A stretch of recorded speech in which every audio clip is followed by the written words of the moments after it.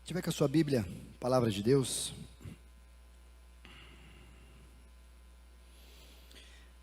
quero ler com você o livro de Mateus.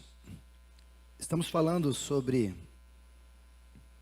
Acende a luz do fundo também, Caio, por favor. Paulo, isso, deixa assim, tá ótimo. Semana passada,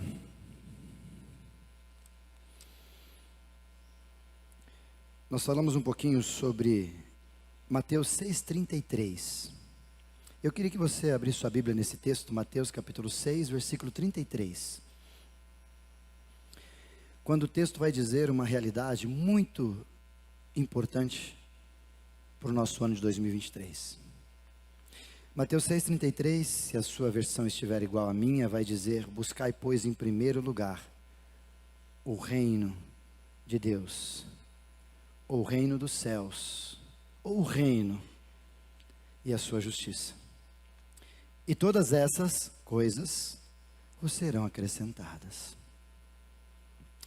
Falamos sobre esse texto semana passada, de forma a compreender que a gente precisava reavaliar as nossas resoluções. Deixei claro para vocês, no domingo passado, se você quiser assistir na íntegra a mensagem do domingo passado, logo ela estará no YouTube, no nosso canal. Mas a gente fez uma comparação entre as resoluções desse tempo e as resoluções da década de 30, 40, 50.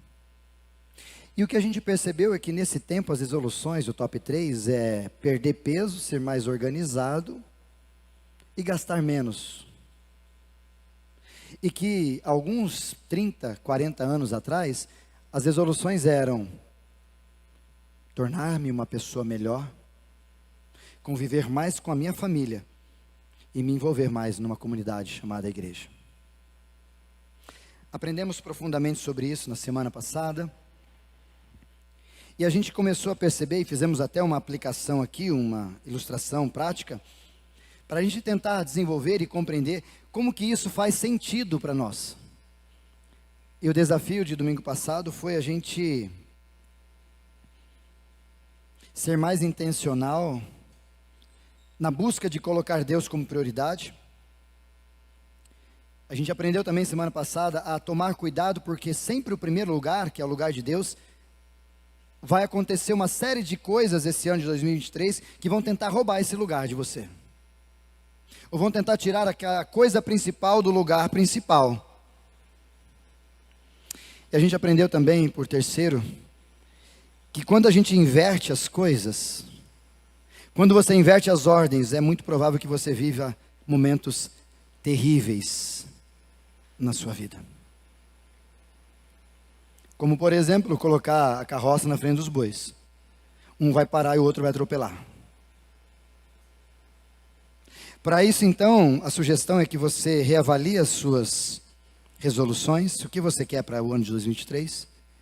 E a sugestão que nós fizemos aqui, na expressão do arroz e das 3 laranjas aqui, foi que você, esse ano de 2023, além de colocar Deus como prioridade, cuidasse um pouco mais de você. Como pessoa, como pai, como homem, como mulher, como mãe, como filho, como servo de Deus. Olhe mais para si e ao olhar para o retrovisor da vida, você perceba que você melhorou. Você evoluiu. Orientamos também, a partir da laranja ali, que ao você fazer uma resolução nova para o seu 2023, você também imagine-se convivendo mais com quem tem valor e com menos com coisas que têm preço. Por exemplo, gaste mais tempo com a sua família, com seus amigos, inclusive com o próprio Deus. E talvez fique menos tempo nas redes sociais. E terceiro e último, a gente sugeriu como resolução para 2023 que você se envolva mais na igreja. Por exemplo, aqui. Que você participe, que você venha a partir dos ministérios, que você viva junto com a gente, e que toda essa dinâmica de ser igreja te faça sentido não só num culto, mas na vida. Recebi um testemunho, e a gente tem recebido isso várias vezes durante esses anos. Semana após semana a gente recebe mensagens ou áudio de alguma pessoa da igreja, e uma das pessoas me mandou essa semana dizendo: pastor, esse ano eu quero me envolver mais. Uma outra pessoa me mandou mensagem durante essa semana dizendo: eu estou tão feliz com o que esse meu envolvimento com a igreja está fazendo e produzindo na minha vida. Isso é o que deixa a gente feliz. É você vir para cá, viver essa atmosfera e voltar para casa de alguma forma um pouco diferente.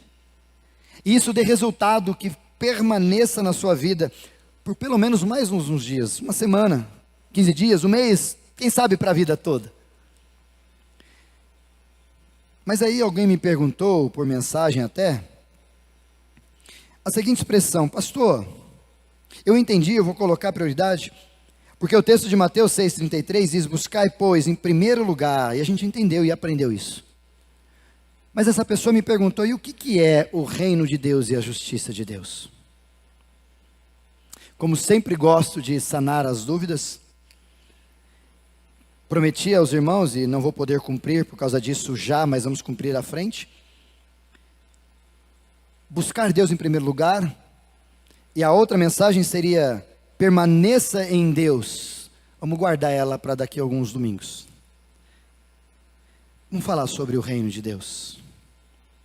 O que é buscar o reino e a justiça? O que isso faz sentido para mim e para você, quando Jesus mesmo diz na palavra, no versículo 33, buscai, pois, em primeiro lugar. Aí ele diz, orar, não.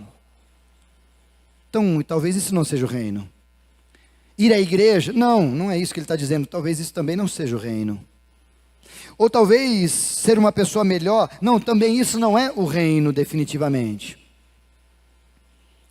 Mas a gente precisa, e hoje eu quero abrir o teu coração um pouquinho para a gente entender o que é o reino, ou o reino de Deus, ou o reino dos céus. Para você entender mais ou menos, a palavra de Deus nos evangelhos, inclusive na Bíblia do Novo Testamento, ela repete por pelo menos 144 vezes a expressão reino. E por 14 vezes ela repete essa expressão designado governo, reino, de outra coisa a não ser de Deus. E quando ela fala reino de Deus, e o evangelho que você leu de Mateus, coloca para mim Mateus capítulo 6, versículo 33. O evangelista Mateus, ele vai dizer essa expressão um pouco diferente. Inclusive, por ser escrito o evangelho de Mateus para judeus semitas, o judeu semita, ele tinha muito cuidado em usar ou falar a expressão, por isso a ideia de Deus. Tanto que nas suas escritas, quando eles faziam assim, Mateus 6,33, Paulo, por favor, eles não escreviam com a mesma caneta o nome de Deus. E eles não escreviam do mesmo jeito que estava o nome de Deus. Quando ia escrever Deus, eles ficavam em pé, trocavam a pena e escreviam de forma diferente Deus. E aí você vê o evangelista, coloca uma outra versão, por favor, meu querido, versão ARA, consegue trocar aí, Paulo, uma outra versão, por favor? Quando o texto de Mateus 6,33 diz, busquem, pois, em primeiro lugar o reino de Deus e a sua justiça, que é a expressão que nós estamos aqui, mas um pouco mais original de Mateus, talvez na sua Bíblia está um pouquinho na versão ARA, a versão ARA tem aí? Revista atualizada? Me ajude aí, Paulo. Outra versão tem só esse daí? Não, essa aí é transformadora. Não tem ARA? Então, tá bom. Obrigado. Na versão ARA está dizendo assim, busque em primeiro lugar o reino e a justiça.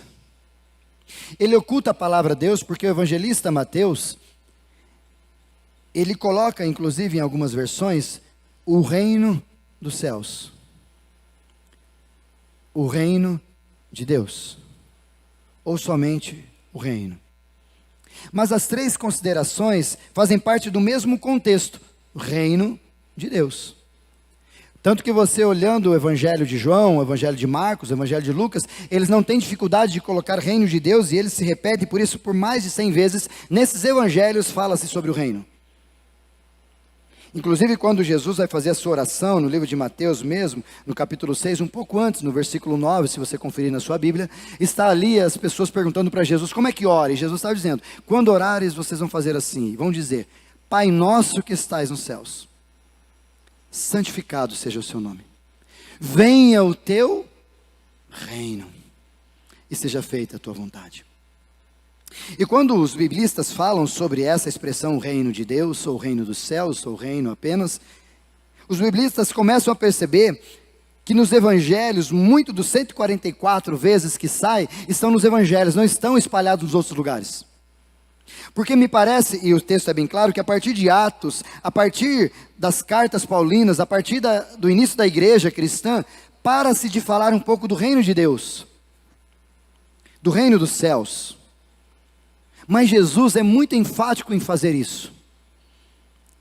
Talvez aqui fique mais claro a gente entender que o conceito do reino, a palavra quando eu digo, primeiro lugar, o reino de Deus, ou quando eu digo, venha o teu reino sobre mim na minha oração, eu estou dizendo claramente, a partir da originalidade da palavra, que eu desejo, eu quero que o teu reino venha, eu estou dizendo que o teu governo venha sobre mim. Porque quando nós falamos de reino, nós não estamos falando de um lugar para onde nós vamos. Nós não estamos falando também de um lugar que vai sair de outro lugar e vai chegar até aqui, vai se instalar e aparecer. Como se brotando do chão e aparecendo coisas, é do reino de Deus, é o reino dos céus que está chegando. Não, não tem a ver com isso.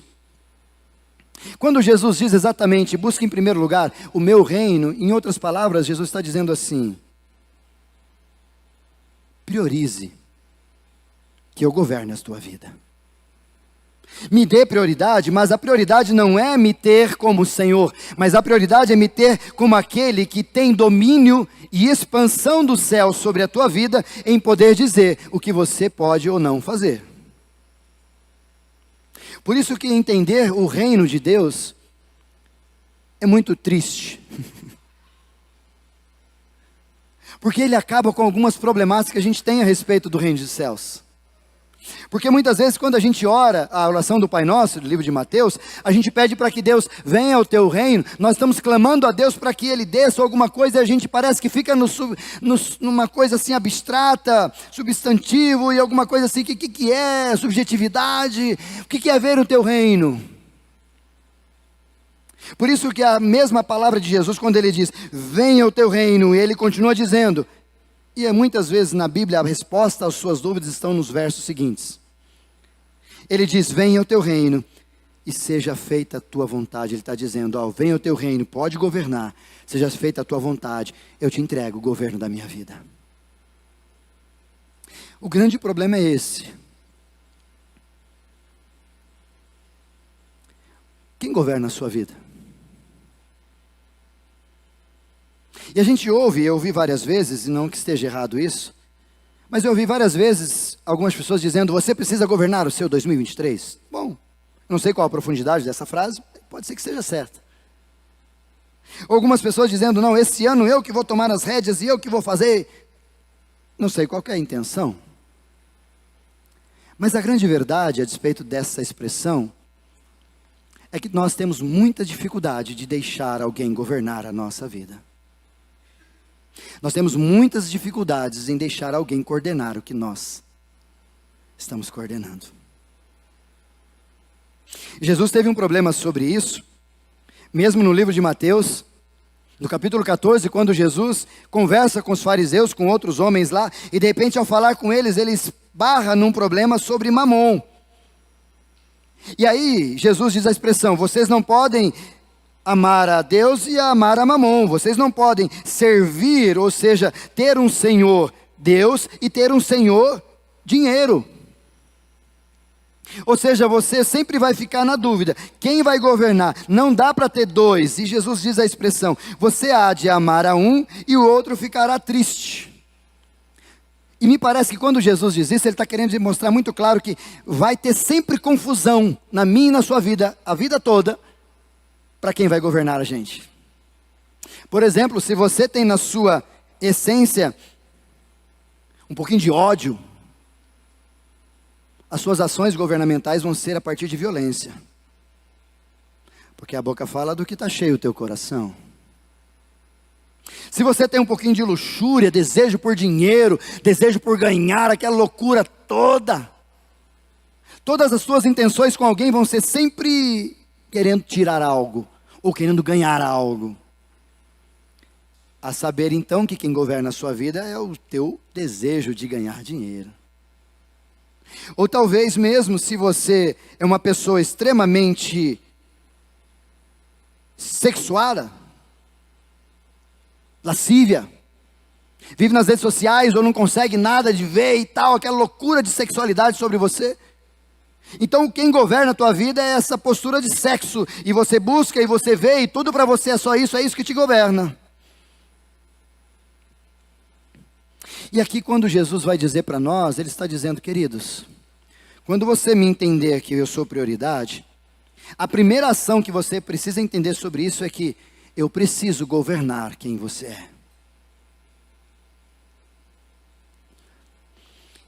E aqui talvez a gente aprende 3 coisas importantes, como eu gosto de jogar. A primeira delas é que quando a gente entende que o reino vem e se estabelece em mim e você, a gente entende também, primeira verdade, que onde há um rei, há um servo. Que onde há um senhor, há um escravo. Apóstolo Paulo fala isso em Coríntios e também fala em Romanos, inclusive em Romanos capítulo 1, versículo 1, quando o apóstolo Paulo se apresenta, ele diz: eu, escravo de Cristo. O que Paulo está dizendo ali como escravo é que apenas mudou o senhorio sobre a sua vida. O próprio Paulo diz que antes nós éramos escravos do pecado. Agora, inclusive em Coríntios vai dizer isso, que Deus, a partir de Cristo, pagou o preço e foi caro pela minha e pela sua vida. Então Ele nos comprou. Então agora nós não somos mais escravos do pecado. Agora eu sou escravos de Jesus. É isso que você tem que entender. Ah, mas Jesus falou que eu não sou mais escravo, eu sou livre. Não, se você não entendeu ainda ser escravo, você não sobe de nível para entender o que é ser livre. Porque se você entender liberdade sem entender o que é escravidão, você vai viver libertinagem e muito menos liberdade. Você vai confundir tudo. Você vai achar que você pode pecar do jeito que você quiser, como diz Paulo aos Romanos capítulo 8. Você vai achar que você pode fazer um monte de bagunça, depois, mas é só pedir perdão para Deus que não tem problema. Vai nessa. E quando a gente entende, nesse primeiro momento, que Deus é Senhor e eu sou escravo, algumas verdades precisam ficar fixas na minha vida. Primeira delas, identidade de quem que está lá em cima e quem está aqui embaixo. Isso talvez te ajude a orar melhor. E a parar de orar achando que você é o cara. Como por exemplo, uma vez, brinquei aqui já com meu pai. Uma vez meu pai me chamou do quarto e eu respondi: oi. E ele me perguntou de novo: Isaías? Eu: oi. Aí pela terceira vez: Isaías? Eu: oi. Aí não satisfeito, fui lá no quarto e falei: ô pai. Aí meu pai olhou para mim e falou: é oi que fala? Voltei. Meu pai de novo: Isaías? Eu: senhor? Posso falar com você? Claro. Fui lá. Às vezes a gente confunde, a gente acha que a gente é Deus e Deus é servo. A gente acha que Deus obedece e eu que mando. Você não entendeu nada do que é o reino. E você não faz nem ideia quando você ora: venha o teu reino. Você não sabe o que está falando. Quando você trata Deus de criatura e você de Senhor. Quando você acha que você é o Senhor e Ele é o escravo seu, que faz a hora que você quiser, o que você quiser. E que se Ele não fizer o que você quer, você fica bravo, decepcionado. E quem é esse Deus que não me obedeceu? Te falta reino. Talvez por isso que você está bagunçado na vida, porque você inverteu tudo, achando que você é quem você acha que é. E sinto te dizer, e repito isso vezes e vezes, você não é tudo isso que você acha que você é. Segunda verdade que o próprio texto me ensina é que esse reino tem uma constituição, tem uma estrutura basilar, tem uma estrutura de onde nós temos as nossas recorrências, as nossas ações e instruções, e essa instrução desse reino chama-se Palavra de Deus. E aquele que às vezes não entende, não compreende, ou não quer ser serviçal ou escravo desse tipo de reino, fique à vontade. Mas esse reino funciona assim. Tanto que Jesus, quando vai tratar, ele diz: já não vos chamo de servos ou escravos, chamo vocês de amigos. Ou seja, no reino, quando o cara entende que ele é servo e escravo, Jesus começa a tratá-lo de forma diferenciada. Inclusive no reino de Jesus, ele falando em Mateus capítulo 5 e 6, na oração do monte, ele começa a dizer que no meu reino, os últimos serão os primeiros. Totalmente inverso. Ele começa a dizer que bem-aventurados são aqueles que são maltratados, são os pacificadores. E ele começa a fazer uma grande mudança, invertendo talvez a pirâmide, que para cima ele joga para baixo, na ideia da gente entender que, peraí, o reino de Deus é diferente. E não tem a ver com o que você acha do reino, tem a ver com o que ele é. Deus não pediu a tua opinião, me perdoe eu de dizer essa expressão, mas Deus não perguntou para você como é que você quer que o reino dele seja. O reino dele é assim. Jesus explica isso numa das suas ações, quando numa palavra de ensino ele diz sobre o vinho e o odre, o lugar onde a gente guarda o vinho. E ele vai falar que nesse odre velho, ou seja, quem eu sou, quando vem o vinho, as boas novas do evangelho sobre mim, se do jeito que eu sou ele vier, ele vai me arrebentar, eu tenho que nascer de novo. E ao nascer de novo, como odre novo, recebendo o vinho novo, os dois se permanecem, os dois se ajustam e a coisa fica boa. Então não é o vinho que vai se adaptar ao odre, é o odre que se adapta ao vinho. Então não é a palavra que se ajeita a você nesse reino, é você que se ajeita à palavra. Não é você que dita as regras, é a palavra de Deus que nos orienta. E segundo o próprio Jesus, no livro de João, e conhecereis a verdade, e você vai se libertar. E a primeira libertação que você tem que ter é de si mesmo. É dos seus achismos. É das suas noias a despeito do que você acha. Ah, eu não concordo com Deus. Então vai lá, sobe lá e briga com ele. Ou melhor, não faz isso não que você não vai conseguir. Então zapa, fala, Senhor, não quero mais ser desse reino, vai para outro reino, não tem problema. Mas se quiser o reino de Deus, a gente é balizado pela palavra, e ela é extremamente estranha à cultura do momento presente. Como por exemplo, a gente fez alguns exercícios desses, um deles, a hora que nós estávamos aqui orando.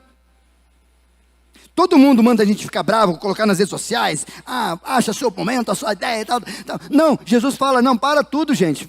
Está treta na cidade, está treta no país, vai orar. Vai orar. Jesus muda tudo. Jesus também vai falar para nós, nessa expressão da inversão do reino, e talvez é uma das mais difíceis para a gente engolir. Quando Jesus Arão diz assim, se alguém lhe bater numa face, mas dá-lhe uma ajoelhada, dá-lhe uma cotovelada, ou dá-lhe uma, na mesma proporção que ele te deu. Nesse reino, nessa constituição, ou nessa palavra, não é assim que ele sugere que a gente reaja. Ele sugere que eu e você reajamos assim. Bateu na sua face, você dá outra. Pastor, Jesus está mandando eu apanhar? Se você só lê por cima, é isso mesmo, vai apanhar. Mas se você ler na essência da palavra que é conduzida pelo Espírito Santo, você vai entender que ele está dizendo para você, não reaja do jeito que eles fazem, porque você não é do jeito que eles fazem. Não se contamine pela ação, provocando em si mesmo uma reação desgovernada. Pelo contrário, volta para cá e vamos melhorar esse tipo de reação.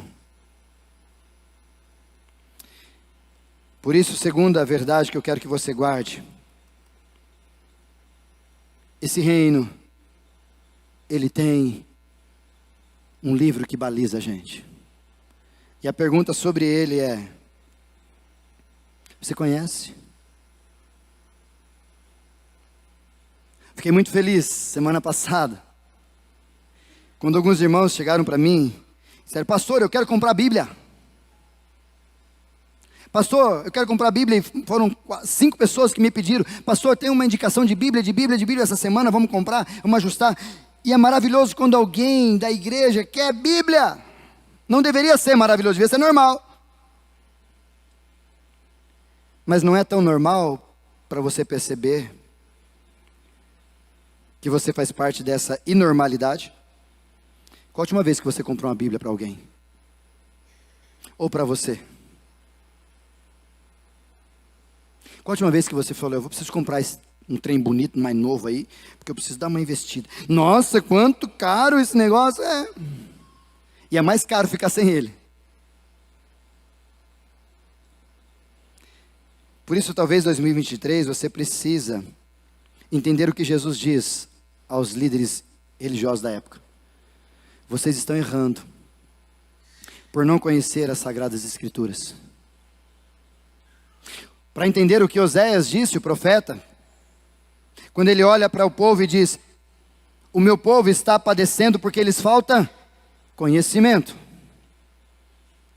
Ou seja, o reino não é reino, ou não é do jeito que a gente achou que era para aqui, porque falta a gente entender como é que funciona o reino de Deus.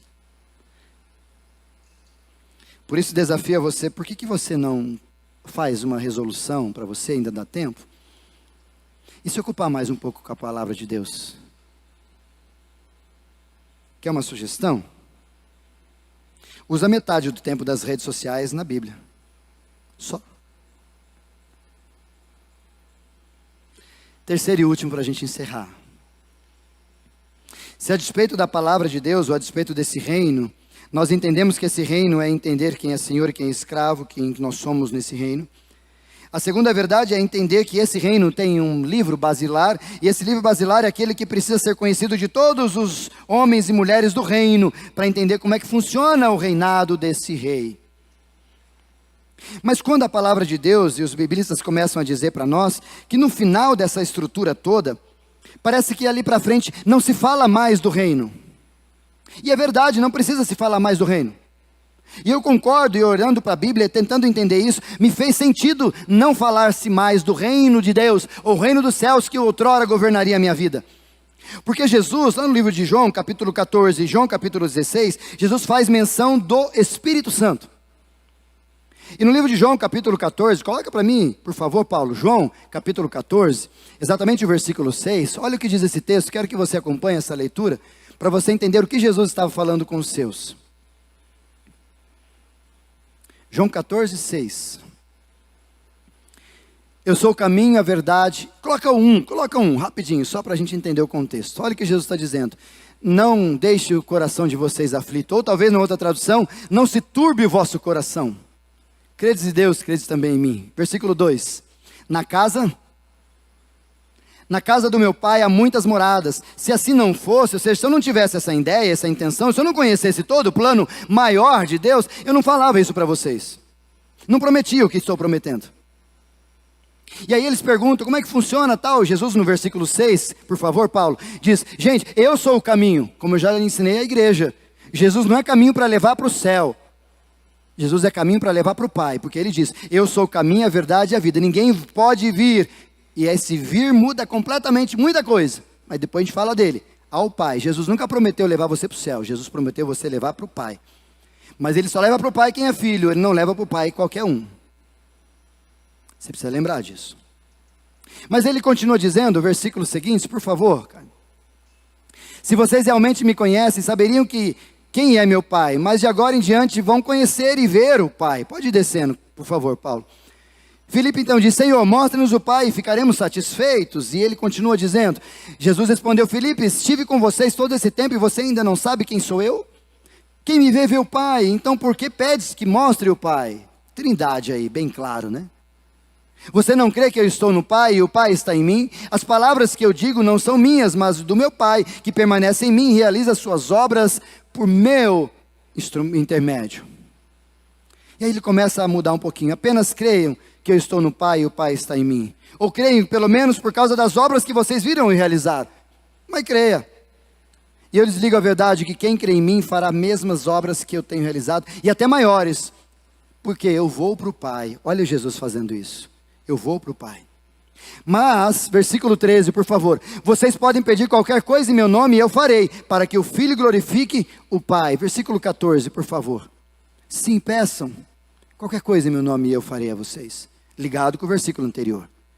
Versículo 15. Se vocês me amam, vocês vão obedecer os meus mandamentos. 16, pode ir descendo. E eu pedirei ao Pai e Ele lhes dará outro encorajador. Ou talvez na outra tradução, eu pedirei ao Pai e Ele lhes dará um consolador, e que nunca há de deixar vocês. Ou seja, Jesus está dizendo ali, aquilo que foi dito para o Joel, há muitos anos atrás, dizendo que derramarei do meu Espírito sobre toda a carne. Ou seja, vai haver um momento onde do céu vai vir alguma coisa, alguém, ou não sei o que, numa expressão do Antigo Testamento, e que esse alguém que vir, ele vai vir a partir de uma condução e ensino do céu, e quando ele vier, segundo o próprio Jesus agora, não vai deixar mais nós. Vamos ver quem é esse. 17. É o Espírito da verdade. O mundo não pode receber, pois não vê e não o conhece. Mas vocês o conhecem, pois ele habita com vocês. E agora e depois, Atos 1:8. Quando ele vier, quando ele descer, e recebereis poder ao descer sobre vós o Espírito Santo, ser-me-eis testemunhas tanto em Jerusalém, Judéia, Samaria, até os confins da terra. Aí então vocês vão ser morada do Espírito. Ou seja, o céu vai mandar alguém, o reino do céu vai mandar alguém, já mandou o Cristo para dizer que o céu é um reino, que o reino do céu vai descer, que há um governo, que há tudo isso, mas agora, depois ele vai dizer que eu vou mandar um agente secreto do céu, o Espírito Santo, e esse vai ajudar vocês a entender o que é o reino, porque ele não vai só instruir, ele vai estar com vocês. Ele vai estar dentro de vocês, e vocês vão tornar-se morada do Espírito Santo, aqueles que me conhecem. Por isso que o reino dos céus, o reino de Deus, ou o reino do nosso pedido, nas nossas orações, elas não são difíceis de ser vivida. Porque quando Jesus anuncia isso, João 14, coloca o 18 para mim, por favor. Não deixarei vocês órfãos, voltarei para vocês. Pode continuar. Em breve o mundo não me verá mais, mas vocês me verão, porque eu vivo, e vocês também viverão. No dia em que eu for ressuscitado, vocês saberão que eu estou em meu Pai, vocês em mim e eu em vocês. Aqueles que aceitam os meus mandamentos e lhe obedecem, são esses que me amam. E porque me amam, serão amados de meu Pai, e eu também os amarei, e me revelarei a cada um deles. Então Judas, não Iscariotes, tinha dois Judas no apostolado de Jesus, porque o Senhor vai se revelar somente a nós, e não ao mundo em geral. Aí ele, olha só, quem me ama e faz o que eu ordeno, meu Pai o amará, e nós viveremos para morar nele. A última verdade que eu quero que você guarde é que talvez Jesus não fale tanto sobre o reino, porque agora o reino legitimamente habita em você, na pessoa do Espírito Santo de Deus. O grande problema é que, como a gente cantou o manancial, e a letra diz que nós vamos fluir, e o apóstolo Paulo vai falar isso em Efésios, não vos embriagueis com vinhos, mas enchei-vos do Espírito. Ele está dizendo, a gente precisa melhorar essa relação que a gente tem com o Espírito Santo de Deus. Você precisa ficar mais atento, quando você ouve algo, não é uma voz do além te dizendo, é o Espírito tentando te orientar, e mostrar para você e te lembrar, porque essa é a ação do Espírito, lembrar-nos daquilo que foi ensinado, orientar-nos, guiar-nos a despeito daquilo que é do reino. Ou seja, talvez eu possa dizer que a gente não tem desculpa para não entender que o reino de Deus é domínio sobre tudo e sobre mim, tendo em vista que o Espírito Santo tem falado isso para você várias vezes. Quando você tenta fazer alguma coisa, alguém ou o Espírito Santo usa alguém ou a palavra de Deus, ou talvez nessa noite, Deus está dizendo, para de controlar as coisas, isso não tem a ver com o meu reino, quem controla sou eu, e você continua insistindo e brigando com Deus. No reino onde você não se submete, você projeta-se uma rebelião. E talvez algumas coisas não estão acontecendo como deveriam, porque quem está no controle da vida, das coisas, das ações, é você. Porque por mais que você peça para Deus, venha o teu reino, você não entendeu que quando você diz, venha o teu reino, você está dizendo, estou fora. Sai de cena. Toma conta. Você não entendeu, talvez, quando você diz, venha o teu reino, você está dizendo para Deus, Senhor, flui com o teu Espírito Santo mais alto que eu puder ouvir aos ouvidos, para que eu entenda o que eu preciso fazer.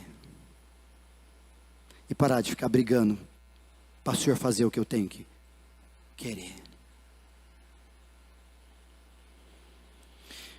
Por isso, para a gente ouvir, refletir e agir,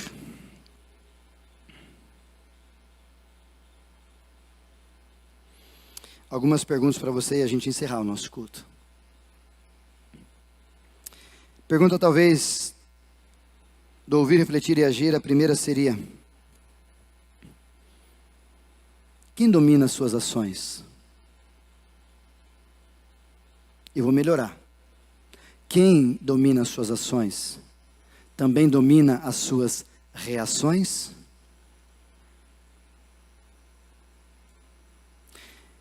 Deus quer ser Senhor dos teus atos e daquilo que você é quando alguém faz algo com você. Reage. Porque é muito comum a gente ver eu e você sendo dominado pelas nossas emoções, pelo nosso coração ou pela nossa circunstância. Ou talvez muitos de nós aqui têm reagido a partir das emoções, como por exemplo quando alguém fecha você no trânsito, você, filho de um... Como você reage? Pelas emoções? Ou você reage pelas circunstâncias? Você está vendo o que tem que fazer? Olha aqui que está tudo ao teu redor. Quem domina, quem governa, quem reage? A partir de que as suas ações e reações são clarificadas no dia a dia? Segunda verdade que eu queria que você guardasse: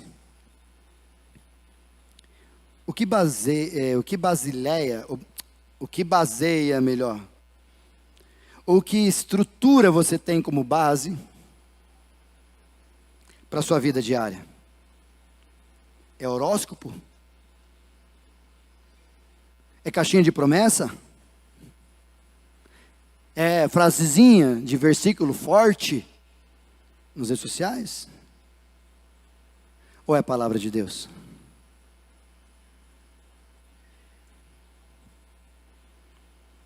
Acho tão engraçado, e vi uma frase essa semana de uma pessoa, um artigo, mas uma frase que eu quero arrancar para você guardar. Tem gente que bebe tanta coisa contaminada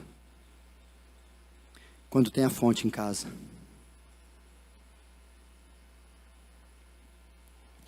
E terceiro, por último,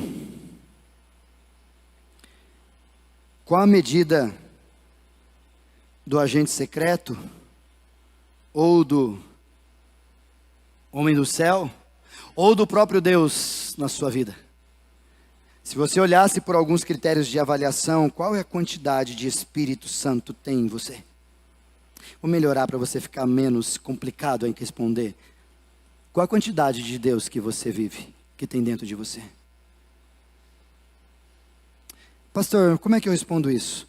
Olhando para a sua própria estrutura, olhando para os seus comportamentos, olhando para a sua família, perguntando para o teu marido, para a tua esposa, perguntando para o seu patrão, para o seu funcionário, perguntando para as pessoas que estão perto de você: você me vê como cheio de Deus? Ou você me vê como alguém que precisa de Deus? Não somos desse tempo, mas enquanto aqui vivemos, o reino dos céus precisa ser manifestado na minha e na sua vida através de quem nós somos. Por onde nós vamos, o reino dos céus precisa aparecer. Porque você não vive mais sozinho. Há alguém que habita em você. Se não habita, é porque você não encontrou Jesus, diz o próprio Jesus em João capítulo 14. Mas se você se encontrou com Jesus, há uma força sobrenatural dos céus que está em você. E talvez está tão pequenininha, mas você não tem ideia como esse poder é gigantesco e pode fazer a diferença na sua história. Inclusive no seu 2023. Mas depende de você.